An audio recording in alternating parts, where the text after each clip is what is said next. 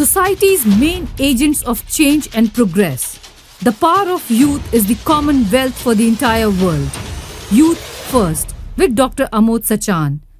Today we are going to discuss one of the most important diseases which are more prevalent in developing countries. This is also known as psychosomatic disease. You understand what is this psychosomatic disease? ऐसी बीमारियां जिनमें patient की psyche काम करती हो, तो उन बीमारियों को हम साइकोसोमेटिक डिजीज बोलते हैं. These diseases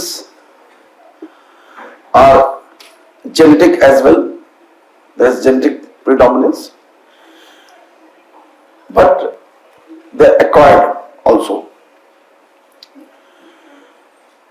Or as you all know, that stress factor is increasing day by day, every day. Why it is increasing? Anybody can answer this thing? Why stress is increasing? And this is not only important for those persons who are working, but it is also important for the students like you, or much before that. Now we have observed that stress is increasing in small children. Do you know why? Why this stress factor is increasing nowadays? And to the extent that people are committing suicide, that is not going to help them. Any guess? Anybody? Today we will be talking on this aspect as well. Why this stress factor is increasing and how we can get rid of this stress. तो अभी बीच में मैं आपको उसके बारे में बताऊंगा. बैठिए, sit down. That is a very important aspect in this understanding. Only then you can perform well. So first of all, let's finish the bronchial asthma. It is a hypersensitiveness of the tracheobronchial smooth muscles to variety of stimuli. It is characterized by the following features, namely the narrowing of the tubes, air tubes, increased secretion in the airway tract, mucosal edema, and mucosal plugging. That mucus which is secreted in the airway, it becomes tenacious, becomes hard, and the person is not able to expectorate out. That's how the bronchial asthma is precipitated. This is the presentation. This is a normal airway, this is the asthmatic airway, and during the attack, this becomes so small. Now, there are two types, endotoxins and allergens. There are two mechanisms of development of bronchial asthma. These allergens, they activate T2 cells, and then ultimately they release the IL-5, interleukin 5, and resulting into eosinophil release. And these eosinophil release, most of the time it is from the mast cells, then it leads to inflammatory cell activation. When the endotoxins or the virus or any particulate matter from the environment, they activate the epithelial cells and macrophages, and they lead into the release of interleukin 6, IL-6 and neutrophils, and ultimately both these pathway goes to the inflammatory cell activation, and there is oxidative stress, and that oxidative stress produces asthma, the acute attack of asthma. What is this oxidative stress? I'll start from this, and then we'll tell you the definition of stress as well. What is oxidative stress? Whenever, due to certain pathways, certain mechanisms, the oxidative free radicals, they increase in number in the cells, and these oxidative free radicals, they are released normally. whenever we do any activity, any sort of activity, these the oxidative free radicals, they are released. But they are metabolized by the mitochondria of the cell. So whenever these oxidative free radicals, they are released in certain numbers, then the mitochondria can metabolize easily. But then when the threshold increases, the capacity of the mitochondria, then those oxidative free radicals, they remain in the cell and damage the cell. Subsequently, here there's something unique has happened in all over the world कि ये माना गया कि जो oxidative free radicals हैं यही cell को damage करते हैं, तो एंटीऑक्सीडेंट्स का प्रिस्क्रिप्शन चालू हुआ. आप सभी लोगों ने नाम सुना है एंटीऑक्सीडेंट्स. ये एक बहुत बड़ी फैंसी है and it has been grabbed by the pharmaceutical industry and they have propagated so many types of antioxidants. But if you just apply your common sense mind, you can understand these antioxidants, they cannot help the patient. The oxidative free radicals, they are the byproducts. They are the byproduct of certain mechanism. And it is just like this, that you have got a typhoid or a malaria and there is a fever. Understand? There is a fever. Fever is a cardinal symptom to know that patient is having something wrong. But if we prescribe antipyretic only, will the patient be alright? No. The same thing happened here.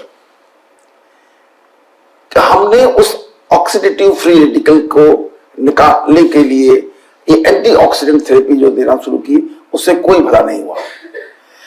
Practically speaking वो इतनी ज्यादा मात्रा में बनते हैं कि वो संभव ही नहीं है. You know, normal, if you are in a normal mental condition, very happy, peaceful, blissful, what is the number of oxidative free radicals which are released in a cell? Might not be aware. They are normally from 20,000 to 40,000 to 60,000. Upper limit is 60,000 per second. And those can be metabolized by the mitochondria. But later on, if we develop the other type of behavior, what is that? Now I said that if you are calm and quiet and blissful, peaceful, happy, loveful, at that time these are the things. And now what happens normally? What happens normally? Normally you are jealous, you are having hatred, anger, ego, competition, comparison, fights, cutthroat competition. All these things are happening. Nobody is in harmony. And that is why the number of oxidative free radicals are increasing manifolds. When we are angry, we are fighting with each other, we are quarreling, the oxidative free radicals number may increase up to 2 lakh per second, which are never metabolized by the mitochondria. So they remain in the cell and they cause disease. This is the major mechanism for development of most of the diseases. And there I will tell you how this has been derived and how you can change yourself. First off, let me complete the topic. The trigger factor, the airway is inflamed, the hypersecretion of the mucosa and airway mucous constriction, swelling bronchial muscles and mucosa plugging that we have already discussed. There is a narrow of the breathing passes and ultimately there are wheeze, cough, shortness of breath and chest tightness. What is wheeze? When you are able to listen the sound of your breath. Normally you are not able to listen until unless you concentrate, you can listen it carefully. And in fact, that is the practice which one should do so that we can do some good exercise. लेकिन जब वो बहुत तेजी से this type of sound when it comes, then it is the wheeze. What are the various triggers for the asthma? Are the inhaled pollen, dust, molds, animal products, and with ingestions like shellfish, tobacco, smoke, active or passive, exercise, activity can trigger the asthma. Weather, sometimes you change the weather, cold weather, wind, rain, and sudden changes in the weather can also bring an asthma episode in some persons. Now, air pollutants, irritants, sinusitis, respiratory tract infections, and psychogenic factors like emotion, stress, and depression are well-known triggers of asthma. However, I would like to mention a exercise which has been done for this purpose कि psychological factor का कितना महत्व है bronchial asthma के precipitation में। तो उसके लिए क्या किया गया कि पेशेंट को एक डार्क रूम में बैठा दिया गया और उस डार्क रूम में स्क्रीन में बहुत तेज थंडर रेन उसमें दिखाई गई विद अ लाउड वॉइस। ऐसा लग रहा था जैसे बाहर बहुत भयंकर बारिश हो रही है विद द लाइटनिंग। तो देखा गया कि वो पेशेंट्स जो बिल्कुल नॉर्मल बैठा था अभी 2 मिनट पहले, उसके तुरंत बाद उसको ब्रोंकल एस्थमा का अटैक पड़ गया। Nothing has changed in the environment. It is only psyche has changed. That the serious rain is going on. एक और एक्टिविटी करी गई इसको देखने के लिए कि यूजुअली हम एलर्जी पैदा कर लेते हैं जो लोकल हमारे एलर्जेंस होते हैं एक्सटर्नल, और हर एनवायरमेंट के अलग अलग होते हैं। फॉर एग्जाम्पल यहां पर कुछ और है, दूसरे शहर में कुछ और होगा, हिल में कुछ और होगा, सी के पास कुछ और होगा, तो एलर्जेंस चेंज होते रहते हैं। तो मैनी टाइम्स ट्रीटमेंट में ये भी एडवाइस करते हैं कि आप अपनी जगह बदल लिया। For example you are asthmatic और ऑन द प्लेन एरिया, तो you can move to the hill area, your asthma will be alright. लेकिन पूरी तरह ठीक करने के लिए कुछ और करना पड़ता है, वो भी डिस्कस करते हैं। The extrinsic asthma and intrinsic asthma. The extrinsic asthma is due to the exposure to the extrinsic agents. Type 1 hypersensitivity reaction. Family history is present here, occurs early in the life, and less prone to develop status asthmaticus. And intrinsic asthma is due to non-immune mechanism, no underlying immune mechanism, no family or personal history, develops later in life, and more prone to develop status asthmaticus. Do you understand what is status asthmaticus? Status asthmaticus is a condition when patient develops breathlessness and is not relieved by the common drugs which are given, and patient becomes resistant and has continuous breathlessness. Status means continuous, and it is a serious emergency, and we have to tackle it immediately. Symptoms, you know, dyspnea, wheeze, cough, shortness of breath may also cause limitation of activity and insomnia. इसमें लिखा नहीं है, insomnia is another factor, very very important. Patients are not able to sleep because of this shortness of breath. Mediators involved in the pathogenesis are immediately release of stored mediators like histamine, protease enzymes, TNF-alpha and SRA, and within minutes release of phospholipids from the cell membrane, prostaglandins, leukotrienes and platelet activating factor, and over hours the activation of the genes followed by protein synthesis, interleukins and TNF-alpha. Treatment approach. अब आप diagnosis आपने बना ली, अब इसकी treatment कैसे करेंगे? तो treatment के लिए क्या मेन फैक्टर्स हैं जो आपको समझ में आने चाहिए। ब्रोंकल एस्थमा तभी होता है जब एंटीजन बाहर से आता है और एंटीबॉडीज अंदर से रिएक्ट करती हैं, तो एंटीजन एंटीबॉडी रिएक्शन होता है तो प्रेसिपिटेट कर जाता है ब्रोंकल एस्थमा। तो अगर हम इसको मिलने न दें, एंटीजन एंटीबॉडी रिएक्शन को अवॉइड कर दें, कैसे कर सकते हैं? क्या तरीका हो सकता है? एक तो तरीका बताया अभी कि अभी change the place, then those things will be gone, and second is that we desensitize the patient. तो उसके लिए हम लोग वैक्सीन बनाते हैं और वैक्सीन बना के उसको पेशेंट को डिसेंसिटाइज करने के लिए लगाते हैं। It was done previously, but subsequently it was found कि वो फिर डेवलप कर लेते हैं। तो लॉन्ग रन पे बहुत इफेक्ट नहीं होता है, एक आज से करीब 20-25 years back, it was very common. It was developed and it was produced here in KGMC also. Later on, the other manufacturing company also started producing them, but it was found that it is not of much significance.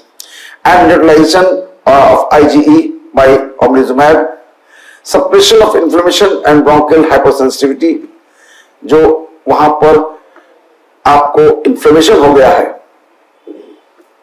ट्रैकियोब्रोंकियल tree में, उस inflammation को reduce करने का तरीका अगर कुछ हो जाए तो भी हम इसको प्रिवेंट कर सकते हैं, and that can be achieved by corticosteroids.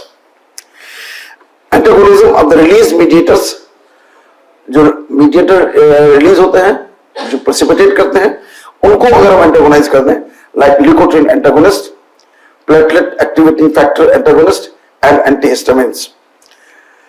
Antihistamines are of not much significance. Theoretically लगता है कि एंटीहिस्टामिनिक्स जो हैं फायदा कर सकते हैं, लेकिन प्रैक्टिकली स्पीकिंग पाया गया है कि वो ड्राइनेस करते हैं, और जिस स्टेज में रिलीज हो जाते हैं हिस्टामिन्स तो उस समय वो उसको ब्लॉक नहीं कर पाते हैं और पेशेंट को रिलीफ नहीं मिलती है. इसलिए sometimes as adjunct therapy antihistaminics are added, but most of the time they are rather harmful rather than beneficial. The prevention of release of mediators like mast cell stabilizer, blockade of constrictor neurotransmitters like anticholinergics. These are the drugs which are used regularly, and mimicking dilator neurotransmitters like sympathomimetics. Directly acting bronchodilators like methylxanthines. Again, these methylxanthines were used very frequently about 20-25 years back. Now methylxanthines are rarely used. अब ये दवाएं आपके viva में हर बच्चे से पूछी जाती हैं. क्लासिफाइड ब्रोंकोडायलेटर्स, तो ये this you should remember by heart. इसके लिए कोई टेक्निक नहीं है, you have to remember it. और अगर आप रिमेंबर कर लेंगे तो आपको बहुत आसानी से ये आप प्रोड्यूस कर पाएंगे. तो beta sympathomimetics are salbutamol, terbutaline, salmeterol, formoterol and ephedrine. Ephedrine is another drug जो कि अब यूज नहीं होती है. Just for completing the list, you can use it, but practically speaking, it's obsolete drug. Methylxanthines, theophylline, aminophylline, doxyphylline, anticholinergics like apratropium and tiotropium. Leukotriene antagonist, montelukast, zevalukast. Mast cell stabilizers, sodium chromoglycate and ketotifen. Corticosteroids which are used are systemic like hydrocortisone and prednisolone. Inhalational, betamethasone, budesonide and fluticasone and cyclophosphamide. Anti-IgE antibody like omalizumab. These are the drugs which are frequently used. Many of them are not so frequently used, but you have to remember this list so that you can reproduce at that time either in the theory or in the viva. Now, have you ever seen this device? घर में किसी को use करते हैं? आज से 25 साल पहले ये इनहेलेशन डिवाइस नहीं थी, तो ड्रग्स डायरेक्टली दी जाती थी, आइदर ओरली और subcutaneous injections of terbutaline and intravenous injections. तो मैं इसलिए आपको समझाऊं जिससे आपको याद हो जाए, हट जाए, what are the advantage, what are the disadvantage. इससे क्या एडवांटेज क्या डिसएडवांटेज था उन सिस्टमिक ड्रग से? यस, तो वो जहां पर उसका इफेक्ट चाहिए वहां तो इफेक्ट आता ही था, लेकिन और दूसरी जगह पे इफेक्ट आता था जो कि बहुत ज्यादा सीरियस होता था. तो ultimately these devices, inhalation devices were developed, and nowadays more than 90% treatment is done by inhalation devices only. So you should remember this sympathomimetic drugs are, they activate beta 2 receptors in the bronchial smooth muscles, activate adenyl cyclase activity, increase cyclic AMP. Smooth muscles of the tracheobronchial tree is relaxed and causes bronchodilation, and that's how it is relieved. The adrenergic drugs are mainstream treatment of the bronchial asthma, and which is reversible obstructive bronchial asthma. They are the most effective and fastest acting bronchodilators when inhaled. Examples again are the same: salbutamol, terbutaline, amometrol, salmeterol, and formoterol. Salbutamol. This is the main drug which is used. Rest other drugs are also used, but this is the most important drug. You should remember this drug and its activity. They are short-acting beta-2 agonist used to abort and terminate attacks of asthma, not suitable for round-the-clock prophylaxis. It is only for short term. अभी सांस फूली, अभी आपने 2 puff दे दिए, and उसके बाद आपने उसको डिस्कंटिन्यू किया और लॉन्ग एक्टिंग ड्रग्स दे दी. Side effects are muscle tremors, palpitation, restlessness, and nervousness. Hypokalemia is a possible complication, and oral viability is 50% only. Salmeterol, this is another drug. It is a long-acting selective beta-2 agonist with a slow onset of action. तो अक्सर इसको combination में देते हैं. Used for inhalation mainly for maintenance therapy and for nocturnal asthma. Not used for acute symptoms. More lipophilic and therefore longer duration of action. Improved outcomes seen with the concurrent use of salmeterol with inhalation corticosteroids. Corticosteroids were used in big way previously, लेकिन उसके side effects बहुत ज्यादा थे, systemic side effects corticosteroids के. तो उस complication को रोकने का काम जो इनहेलेशन कॉर्टिकोस्टेरॉइड्स हैं उसने बहुत अच्छे से किया, और अब इनहेलेशन कॉर्टिकोस्टेरॉइड्स फ्रीक्वेंटली यूज किए जाते हैं to prevent the long term bronchial asthma. The methylxanthines, the mechanism of the methylxanthine is the inhibition of the phosphodiesterase receptors, which degrades the cyclic nucleotides, blockade of adenosine receptors, which dilate the bronchial smooth muscle, and the most common name in the market is derifylin. You must have heard derifylin, aminophyllin derifylin. This is the very popular name used previously. Now it is not that much used. Adverse effect of the theophylline at lower doses: insomnia, restlessness, tremors, vomiting, agitation, hypotension. At higher doses, delirium, convulsion, shock, arrhythmia, and death can occur. Narrow margin of safety. Dose-dependent toxicity starts from the upper part of the therapeutic concentration range. And examples are theophylline, aminophyllin, and hydroxyethyl theophylline. Uses: it is used for the bronchial asthma and COPD. Bronchodilator, reducing release of the inflammatory mediators, improving mucociliary clearance. No longer used because of the poor tolerability. And apnea in presence of in premature infants, reduces the frequency and duration of apnea in preterm infants in first few weeks of life. Here it is used again. Now, there was a time when aminophylines were the sheet anchor of the treatment. Particularly, it was used for the treatment of status asthmaticus. There was a 10 ml vial was coming of the aminophyllin. And derifylin is a different drug. Aminophyllin is a different drug. तो 10 ml की vial आती थी, उसको 10 ml normal saline में dilute करके 20 minutes में infuse की जाती थी to abort this status asthmaticus. That was the only drug available at that time. Besides this, corticosteroid and other drugs were also given, and subcutaneous terbutaline injections were also given. These are the drugs. Now all these are gone. Now they are no more used. Now only inhalation therapy is commonly used, and it has really improved the quality of patients. जो उनकी life की quality है उसे बहुत बेहतर हो गई है. The anticholinergic drugs, these drugs causes bronchodilatation by blocking M3 receptor mediated cholinergic constrictor tone. They act primarily in the larger airways. Note, anticholinergics are less efficacious than inhaled beta-2 sympathomimetics in bronchial asthma. The combination of inhaled anticholinergics with beta-2 agonists produces marked and longer-lasting bronchodilation and less side effects. तो ज्यादातर अब जो दवा दी जा रही है in combination में दी जा रही है. तो short-acting muscarinic agonists are ipratropine bromide. Duration is 4 to 6 hours. Long-acting muscarinic agents are the tretinoin bromide and glycopyrrolate. These are the two drugs which are used. सबसे ज्यादा ipratropine bromide यूज करते हैं.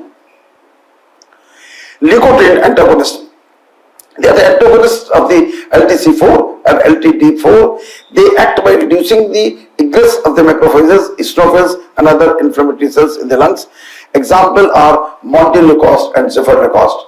Out of this, montelukast is used. Zefarlecost is not used because of some serious toxicity. It is having some hepatotoxicity. So zefarlecost is not used. Only montelukast is used, and subsequently people have initially the montelukast alone was available. Now it is combined with the leocetrizine, Montel LC. You must have heard the name. It is very common, but this combination is not correct. It should not be prescribed in that combination. तो बहुत सारे irrational combinations market में available है. तो कभी इस गलत फहमी में मत रहो कि ये दवा सही है. You analyze yourself, read the books, and then find out. Not read the literature provided by the medical representative. Bronchodilation reduces sputum production, suppression of bronchial inflammation, airway mucus reduced, and decreased vascular permeability, indicated for the prophylactic therapy of the mild to moderate asthma, not used for terminating asthma episodes. Note, montelukast is a safe drug. It has an additive effect with long-acting beta-2 agonist. तो beta-2 agonist के साथ तो उसके synergistic effect है, not with the leocetrizine. I don't know why it is being marketed by the name of Montel, and it is written so frequently. Zolitol. It is a 5-LOX inhibitor, block LTC4 and LTT4. It has a potential to prevent all LT-induced responses. Clinical efficacy in asthma is similar to that of montelukast. Short duration of action. Side effects are hepatotoxicity, therefore no longer used. It is only for your academic purpose that you have to remember Zolitol and zefarlecost. Mast cell stabilizer, the chromoglycate sodium. They inhibit the degranulation of the mast cells, therefore restricting release of the asthma mediators like histamine, leukotrienes, and platelet activating factor and interleukins, because they stabilize the mast cell. As you can read the name, mast cell stabilizer.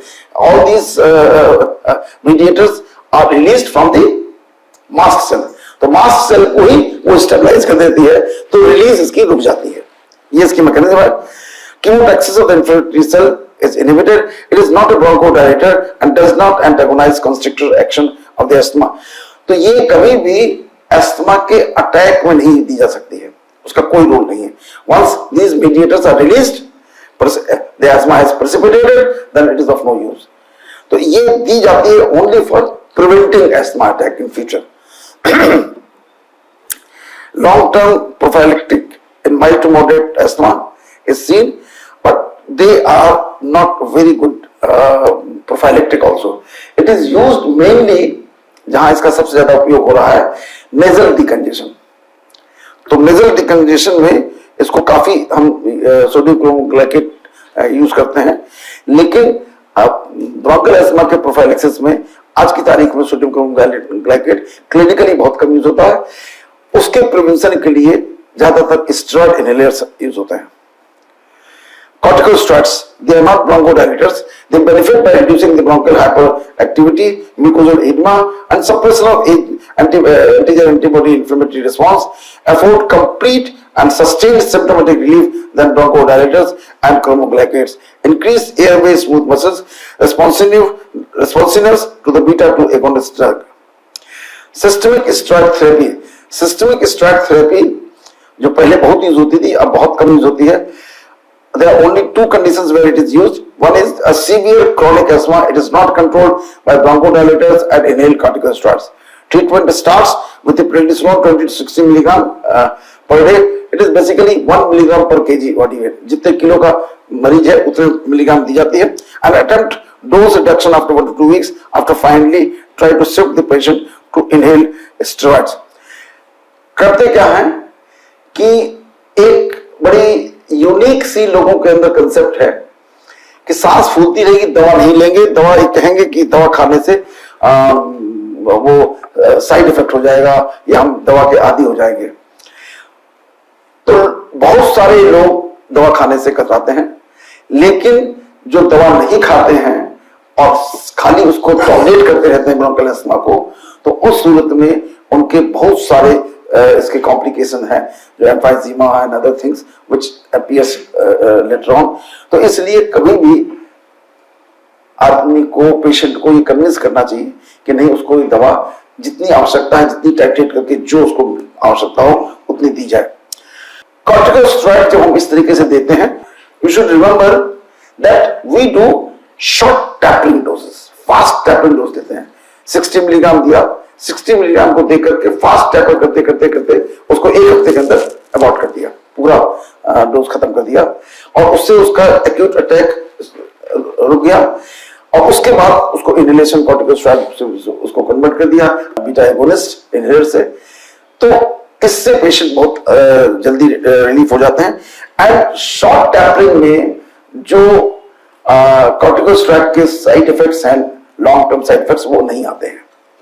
तो कभी भी उसके लिए आदमी को बहुत restriction नहीं करना चाहिए. कई बार इग्नोरेंस में कॉर्टिकोस्टेरॉइड के नाम से घबराने लगते हैं, अरे ये दे देंगे तो ये कॉम्प्लिकेशन हो जाएगा, ये कॉम्प्लिकेशन हो जाएगा. तो ऐसा नहीं है. You should definitely give it whenever it is required, so give relief to the patient. It is used in the status asthmaticus, acute asthma exacerbation, asthma attack, not responding to intensive bronchodilator therapy. Start with high doses of glucocorticoid and shift to oral therapy and then tapered off to discontinue. Inhaled corticosteroids. These are the glucocorticoids with a high topical and low systemic activity. Inhaled steroids suppresses bronchial inflammation, increase peak respiratory flow rate, prevent episode and acute asthma, and decrease the need for beta-2 agonist inhalation. The adverse effect of the inhaled corticosteroids are hoarseness of voice, dysphonia, sore throat, oropharyngeal candidiasis. It may be symptomatic or asymptomatic, and no inhaled steroids are safe in pregnancy.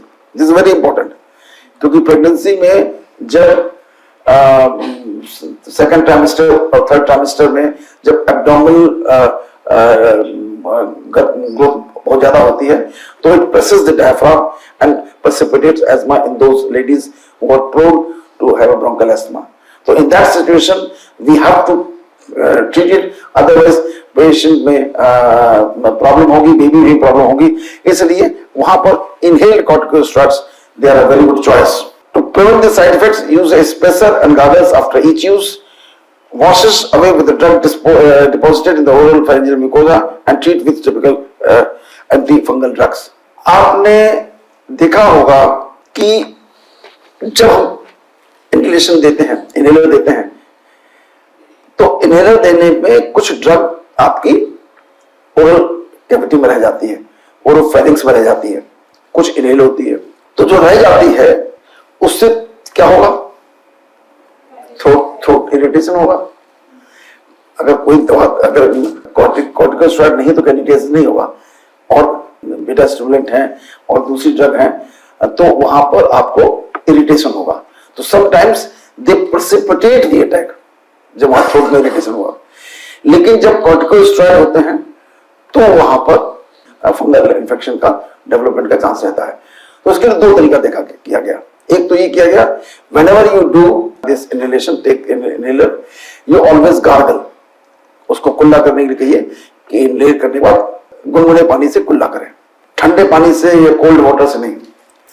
और उसके बाद क्योंकि उसमें cold and hot का बहुत वो रहता है प्रेसिपिटेटिंग फैक्टर, तो इसके अलावा अगर कॉर्टिकोस्टेरॉइड यूज हो रहे हैं तो एंटी फंगल गार्गल्स भी आते हैं, उनको गागल करने के लिए बोलते हैं।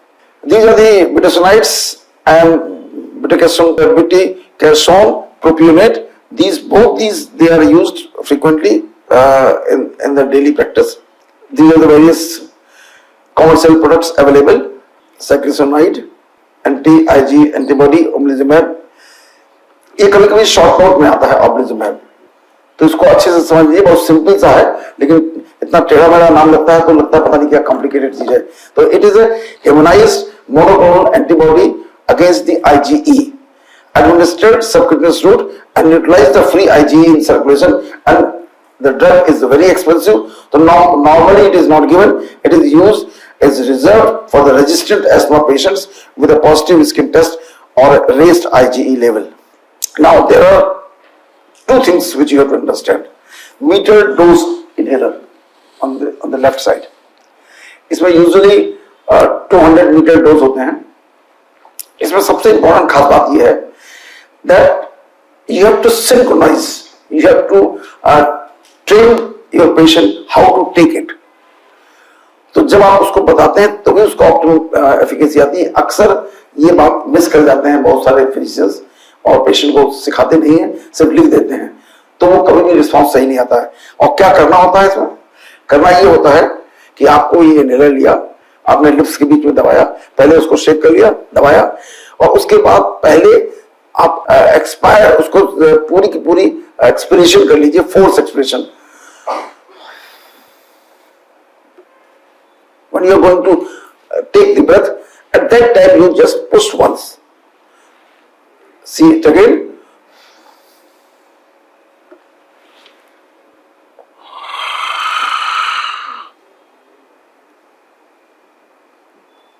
Then hold it inside to the maximum time. जितनी देर आप रोक सकें उतनी देर उसको रोकिए, और फिर उसको नोज से एक्सहेल करिए।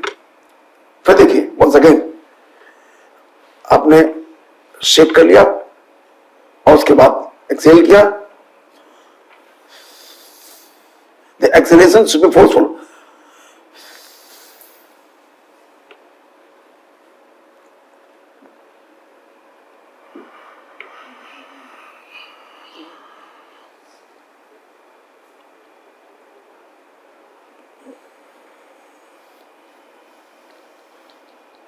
In this way, the maximum drug is absorbed. Only then you get optimum response. It is done twice, 2 puffs at a time it is given, but 2 puffs are given separately. मैंने बहुत सारे मरीजों को देखा है, उन्होंने 2 puffs 3 times a day, उसने गया और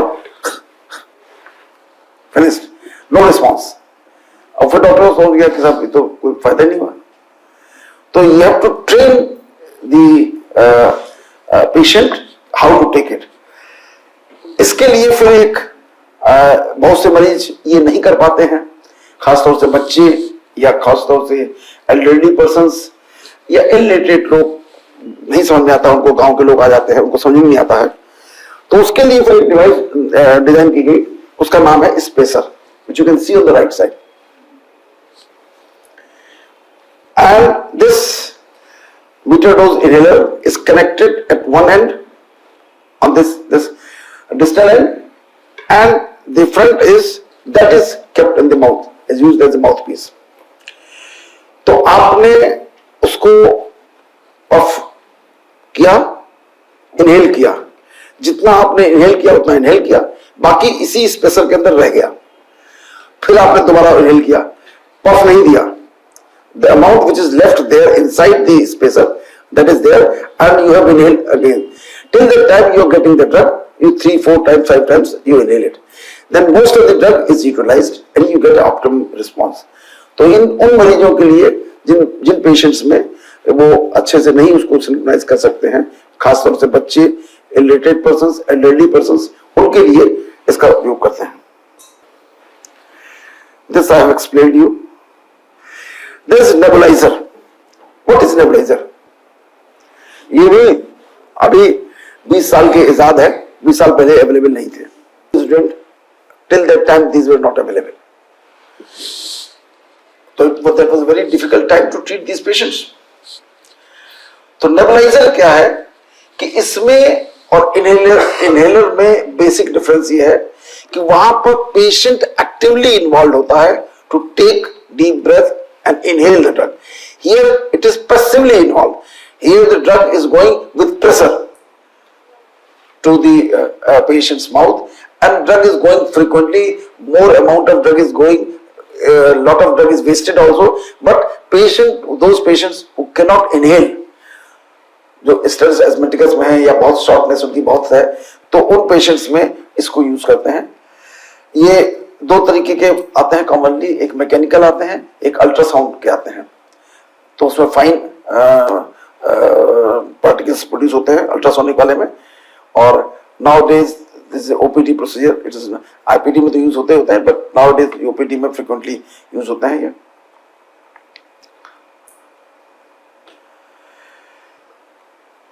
ये क्या कब कैसे यूज करें,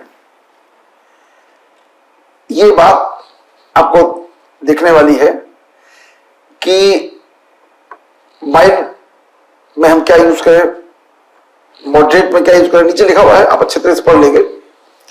एंड मॉडरेट, परसिस्टेंट में, सीवियर में, वेरी सीवियर में। वेरी सीवियर में तो सब मिला देंगे और बाकी सब में स्टेप वाइज पढ़ाएंगे, so that you can increase the efficacy as per the need. Status asthmaticus is a life-threatening condition.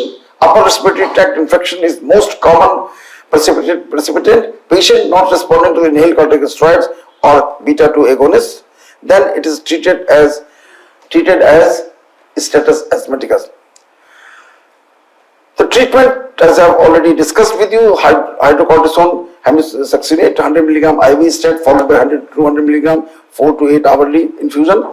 Nebulized the salbutamol 2.5 to 5 mg plus ipratropium bromide, high flow humidified oxygen inhalation, and salbutamol and terpentine. It can be given subcutaneously. Sometimes when it is not responding, आपने status एस्मेटिकस का मरीज आया और उसके बाद आपने सब दवा दे दी, पेशेंट का रिस्पॉन्स नहीं आया और पेशेंट respiratory failure में चला गया। You understand? Respiratory failure. The patient, the respiratory and extra respiratory muscles are fatigued. Patient is no more able to breathe and has gone into respiratory failure. Then acidosis and all those things started happening. Previously, जब ये respiratory failure होता था, आज से करीब 40 साल पहले, then what was the treatment? You know, anyone? The treatment was analeptics. Analeptics are the drugs which are used chiefly to counteract the respiratory depression in those patients. So, the analeptics are the CNS stimulant, respiratory center stimulant, and the drug was used was nicotinamide, and it was marketed as Coramine. There was a time, just try to understand, visualize it, कि जिस समय मरीज respiratory failure में जाता था और वहां hospital में उसको ये कोरामीन और डेक्सामेथासोन उस समय मार्केट होती थी डेकाट्रॉन के नाम से, ये 2 इंजेक्शन लगा दिए जाते थे और अटेंडेंट को कहा जाता था अब बस ईश्वर से प्रार्थना करिए कि कुछ हो जाए, and patient was practically left to die. And this is up to 90s, there was nothing available. फिर हमारे पास अवेलेबल हुए मैकेनिकल वेंटिलेटर्स को हम लोगों ने जब यूज करना शुरू किया तो वो पेशेंट्स, बहुत सारे पेशेंट्स उसमें से निकल आए, क्योंकि रेस्पिरेटरी जो फेलियर है उसमें हो क्या जाता है, रेस्पिरेटरी मसल्स आर एग्जॉस्टेड। तो जब रेस्पिरेटरी मसल्स और एक्स्ट्रा रेस्पिरेटरी मसल्स जो एग्जॉस्ट हो गई हैं, वो उसको कॉन्टेक्ट नहीं कर पा रहा है पेशेंट, तो वो जब उसको रेस्ट मिल जाता है तो after 2 days, 3 days, the patient starts responding. And if it is treated well with the prevention of infection and other physiotherapy support, then these patients can improve. और आज की तारीख में बहुत सारे मरीज ठीक होते हैं, बहुत सारे मरीज ठीक होते हैं जो पहले कभी भी ठीक नहीं हो पाते थे। और ये nikethamide is no longer use, absolutely gone. अब एक इंपॉर्टेंट अप्रोच है कि हमने ये जान लिया अच्छी तरीके से कि ब्रोंकल एस्थमा एक साइकोसोमेटिक डिसऑर्डर है। तो how to change this psyche of the patient? अगर हम उसकी साइकी चेंज कर पाए तो हम उसको ठीक कर सकते हैं, प्रिवेंट कर सकते हैं। इसकी बहुत सारी स्टडीज हो चुकी हैं वर्ल्ड ओवर, इंडिया में भी हुई है, बाहर भी हुई है, कि पेशेंट्स को की जब लाइफ स्टाइल चेंज करी गई तो वो पेशेंट पूरी तरह ठीक हो गए। प्रैक्टिकली स्पीकिंग उनको डिजीज ऑल टुगेदर कंप्लीटली खत्म हो गई। और वो क्या थी, क्या उसमें मेन फीचर क्या है? एक्चुअली यहां पर हम 2-3 पॉइंट्स आपको एक्सप्लेन करना चाहेंगे जो कि बहुत इंपॉर्टेंट है। And it is not related with asthma alone, it is related with all the diseases which are being produced inside our body. हम लोगों की जब हम किसी पेशेंट को डायबिटीज या हाइपरटेंशन या इस्केमिक हार्ट डिजीज के मरीज को देखते हैं तो सबसे पहले क्या लिखते हैं? डॉक्टर सबसे पहले क्या लिखता है? सबसे पहले लिखता है कि लाइफ स्टाइल मॉडिफिकेशन। तो लाइफ स्टाइल मॉडिफिकेशन का मतलब क्या समझता है डॉक्टर? लाइफ स्टाइल मॉडिफिकेशन का मतलब समझते हैं कि कुछ खाओ, कुछ ना खाओ, कुछ जिम करो, योगा करो, प्राणायाम करो, ये काम एक्सरसाइज करो, इसको ही लाइफ स्टाइल मॉडिफिकेशन लोग, डॉक्टर और मरीज दोनों समझते हैं। ये बिल्कुल ही गलत है। जितनी भी बीमारियां हैं उन बीमारियों को एक अंडरलाइन सेंटेंस लिख लीजिए, समझ लीजिए, उन सारी बीमारियों की जेनेसिस हम स्वयं करते हैं। We are responsible for creating all diseases. Reason being that we are not living as per the need of our nature. हम लोग भी मोस्ट इवॉल्व एनिमल है, हम भी एनिमल ही हैं, लेकिन मोस्ट इवॉल्व है। हमारे अंदर चेतना जो कॉन्शियसनेस है वो बहुत हाईएस्ट लेवल पे है। तो उस हाईएस्ट लेवल की जो चेतना है वो मिसगाइड हो गई, और वो मिसगाइड होकर के हमसे सब उल्टा कराने लगी। तो जो उल्टा कराने लगी तो उल्टा डिजीज प्रोड्यूस होने लगी। आज आप देख रहे हैं कि बीमारियों की संख्या लगातार बढ़ती जा रही है और नई नई बीमारियां पैदा हो रही हैं। जो पुरानी बीमारियां थी वो तो थी, रोज नई बीमारी पैदा हो रही है, नए तरीके से पैदा हो रही है।